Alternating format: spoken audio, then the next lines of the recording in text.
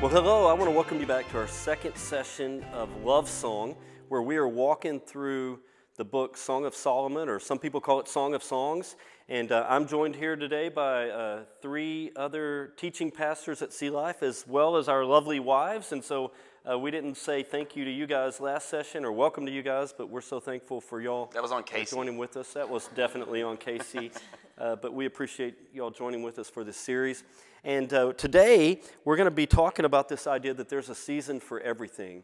And the reality is, in Ecclesiastes chapter 3, verse 1, Solomon says these words. He says, "For everything there is a season and a time for every matter under heaven."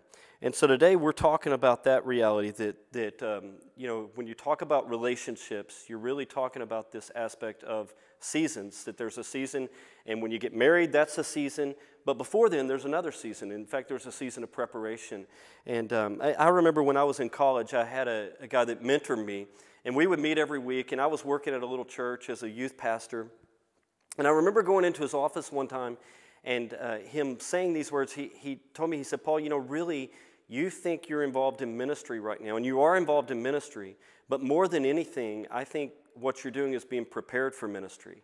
And I remember walking away from there going, I don't know about that. It feels like ministry. I mean, I'm showing up every Wednesday night, and these kids are coming, and good things were happening. People were getting saved, and felt like lives were being changed. But looking back on that, I realized how right he was in that. And I think oftentimes when we talk about this season of dating, particularly, we lose sight of the fact in that moment that really what you're doing is being prepared for something else. And so, in the Bible and really throughout history, there's been an aspect of dating that was more of a courtship thing. And I think over the last 100 years or so, that's really changed in our society, this idea of dating and what it looks like. And, so for all of our dating periods, as well as we all get to come at this from a little bit of a unique perspective. We've all dated. We're all married. All of us were youth pastors, and so we were involved in a lot of people's lives dating. It feels like that's about 3/4 of youth ministry is dealing with dating, and we've all counseled people, that are married, and some even adults that are dating. And so, when we talk about this idea of dating, what do you think are some of the pitfalls or dangers that you see people go through today as they date?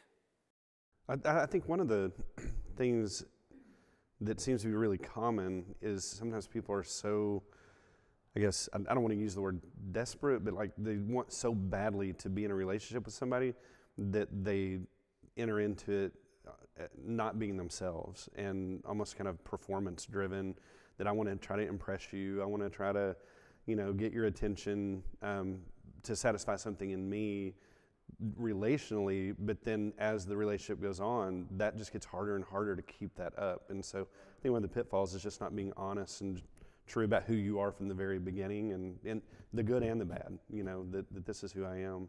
Anybody else?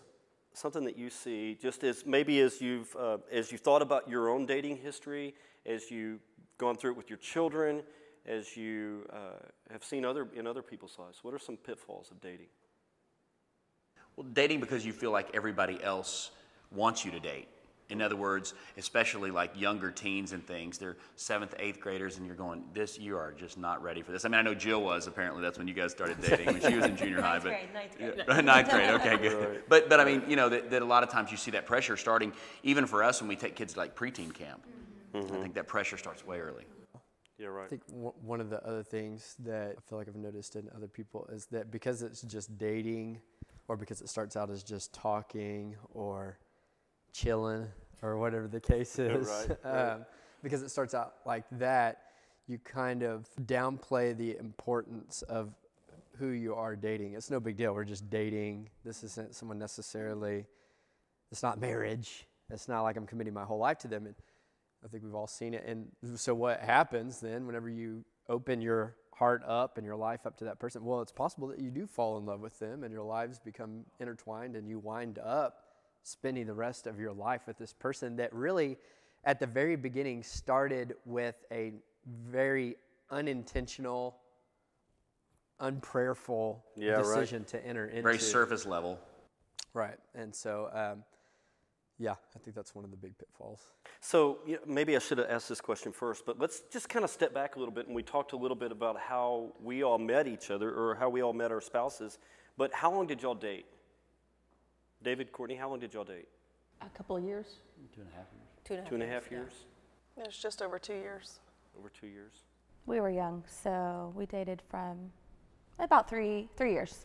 3 years. Yeah. 6 years for us. 6 years. Yeah.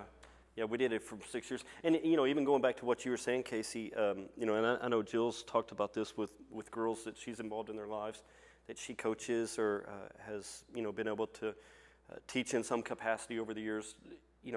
We started dating when she was 14, and you don't really think of that in terms of, hey, you start dating at 14, and you're not thinking of, hey, you might fall madly head over heels in love with somebody as you're 14 years old and not be able to live the rest of your life without them.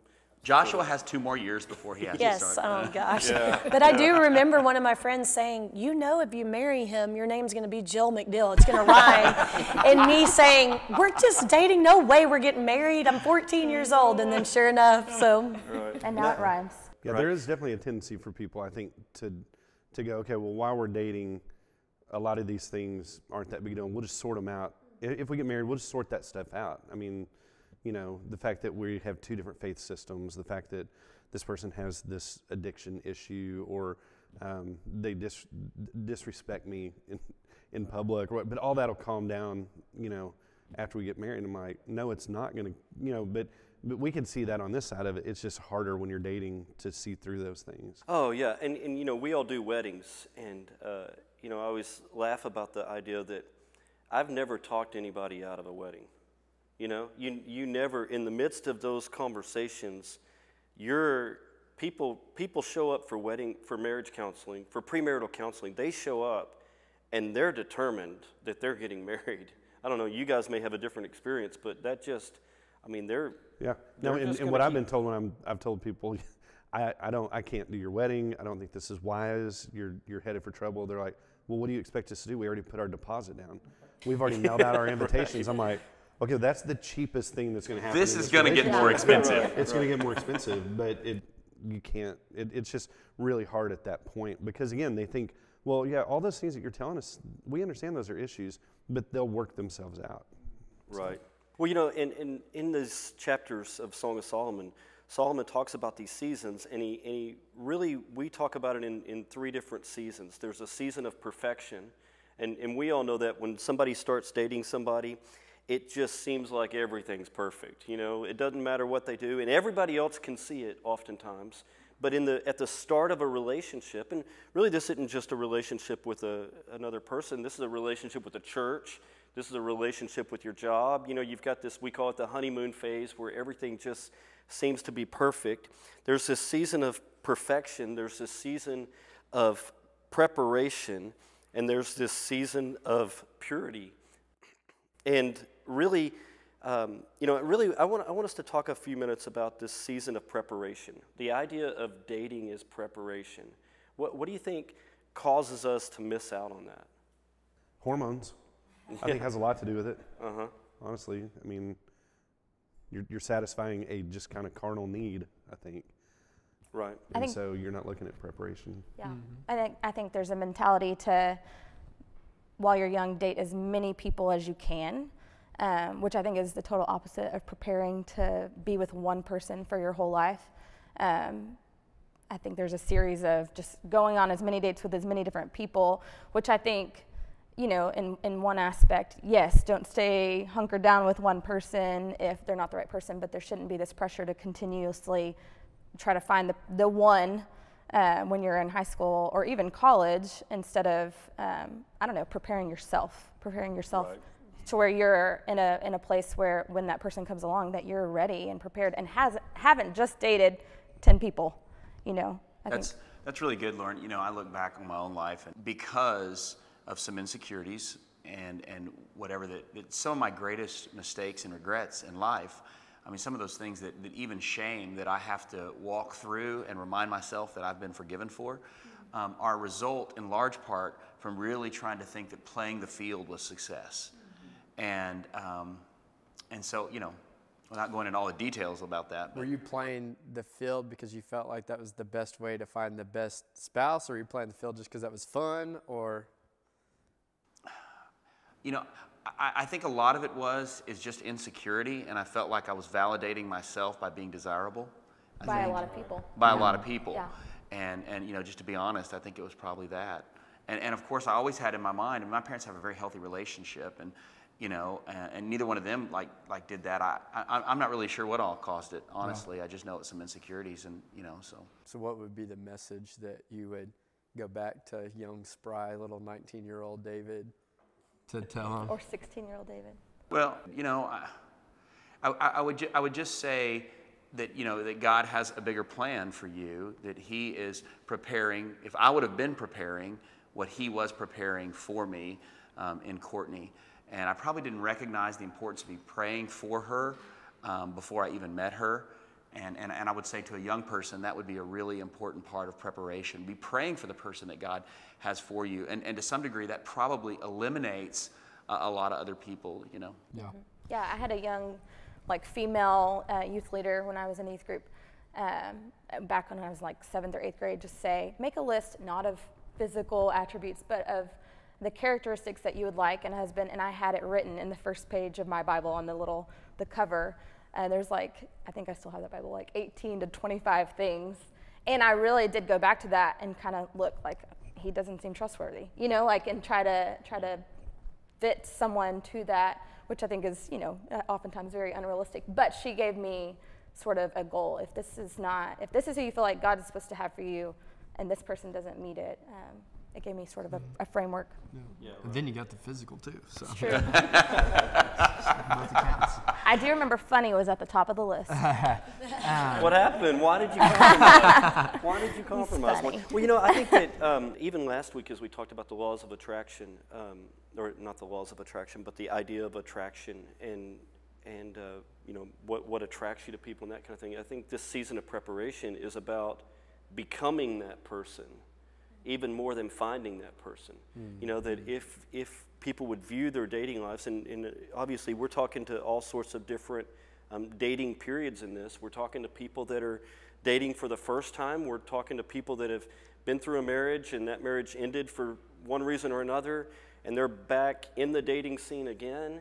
And we're talking to parents that are trying to guide their children through this dating aspect. Yeah, your perspective does change a whole lot when gosh. you've got kids that are in that dating Right.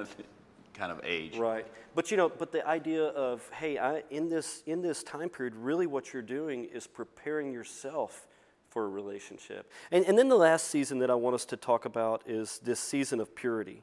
And you know, Solomon says in Solomon 3:5, it says, "I adjure you, O daughters of Jerusalem, by the gazelles or the does of the field, that you not stir up or awaken love until it pleases." And he's talking about this idea of purity in relationships. And so, you know, why do you think it's a problem for people to become too physically involved before they're married?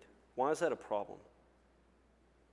I think it's just the idea of once the train gets going down the tracks, it's hard to stop.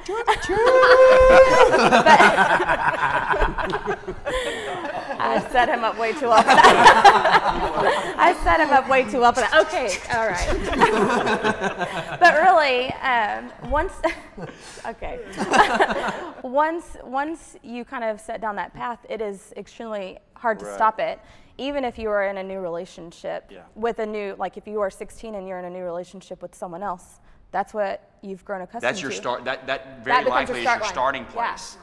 Right, and they place. see that so much on TV and in movies and everything. The expectation is after a date or two, you're, you know, sleeping together and all that. That's what they see every day. Yeah, and I will confess this is easier for me to see now as a parent of a kid that's dating. But there's something that if you cross boundaries that God has set, you're taking something from someone that it does not belong to you, and you're giving something of yourself to someone that does not belong to them. And those things are hard to get back. I'm not saying you can't ever be forgiven, that God can't still purify your heart and all those things, but there's something sacred Yeah, and, right. And I think certainly for those of us that are believers, when we view, our physical involvement with somebody or whatever else as a sacred trust, I think it changes things. Yeah, and I could just speak from my own personal experience on this. And I think probably by the world standards and even the church's standards, that a lot of people would look at my life and say, man, Casey really was striving for sexual purity in his life and probably even achieved well above the average in terms of sexual purity, but there was still sexual sin in my life. And I know that Lauren and I we've been married for almost 11 years, and just 3 years ago, sitting in a counseling room, talking about some of my sexual sin that I had brought into the relationship, and how, we had been together at that point for 10 years, married for 7, and it was something that we still needed to deal with, and that was negatively impacting our relationship. And so the thing I think is interesting about that is sometimes young people really think that it's not that big of a deal, or married couples think, oh, it wasn't that big of a deal. And from my perspective, I'm like, man, I did pretty good, but there's still sexual sin. And it was greatly impacting our relationship. And what I know now, I think so much of maturity in the faith and overcoming temptation in sin is just agreeing with God about the sin. Unfortunately, I had to walk down the path of sin and experience the negative consequences before I agreed with God. And now I do. You talked about young people think this, and I don't even just think it's young people, and we're talking to a lot of people today who are back in the dating scene, and they've been through a marriage, and maybe it was because of a death of a spouse, or maybe it was because because of divorce. They're back in the dating scene, and God's design still applies to them today, and I think. There's still a temptation, whether you're young or old, to think this isn't going to affect me, and I can kind of skip over this idea. And maybe even more so. Yeah. Now that you pointed that out, so. Because I know with a lot of the folks that I talk to, if they've been married before, they've been widowed or whatever else, that I think there's just this mindset that, man, that line's kind of already been crossed in my life. Right. It's just.